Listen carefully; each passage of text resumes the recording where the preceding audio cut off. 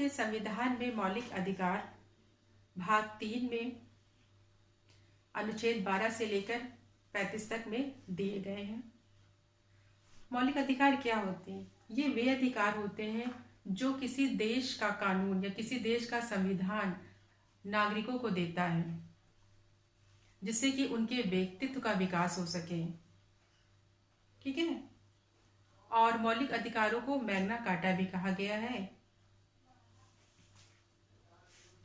हम इसको समता का अधिकार, पहला अधिकार क्या होता है? समता का अधिकार, जो कि अनुच्छेद 14 से लेकर 18 तक दिया गया है।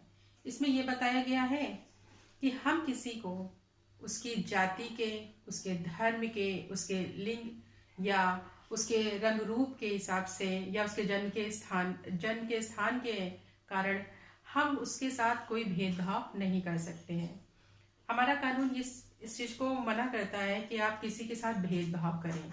सबको एक समान समझना चाहिए और इस तरीके से हम किसी के साथ इस तरीके से कोई भेदभाव नहीं कर सकते हैं।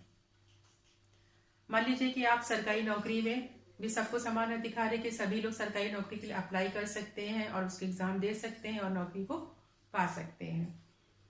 इसके बाद स्वतंत्रता का अधिकार। हमारे संविधान में दूसरा अधिकार जो दिया गया है वो स्वतंत्रता का अधिकार दिया गया है कि सबको अपनी बात बोलने की स्वतंत्रता है, अपनी बात को कहने की स्वतंत्रता है और कहीं पर भी बिना मतलब शोर वगैरह ना मचाकर शांति से आप समूह इकट्ठा कर सकते हैं, संगोष्ठियां इत्यादि कर सकते हैं। और इसमें यह भी बताया गया है स्वतंत्रता के अधिकार में कि यदि आप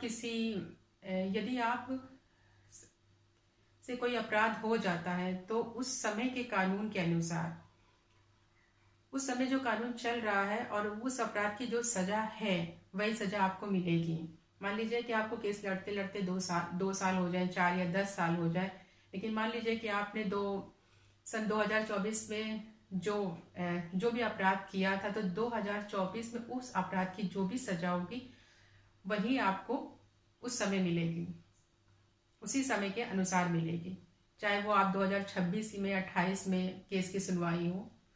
ठीक है।